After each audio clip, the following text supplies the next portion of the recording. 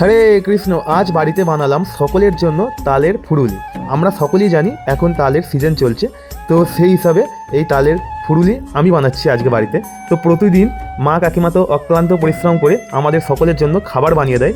আজ না হয় আমি সন্ধ্যেবেলাতে সকলের জন্য তালের ফুরুলি বানাবো। তো সেই উপলক্ষে প্রথমে আমি তালটাকে সুন্দর করে মেজে নিয়েছিলাম। তো মেজে নেবার পর এখানে আমি আটা নিয়েছি এবং ময়দা দুটোই মিক্সড করে নিয়েছি। তার সঙ্গে দিয়েছি 1 প্যাকেট সুজি। তো সুজি দেওয়ার পর সেই তালের মাড়িটা দিয়ে ভালো করে মাখিয়ে নেবো। তো এখানে আমি মিষ্টি হিসাবে গুড় দিয়েছি, আখের গুড়, আর তার সাথে দিয়েছি চিনি।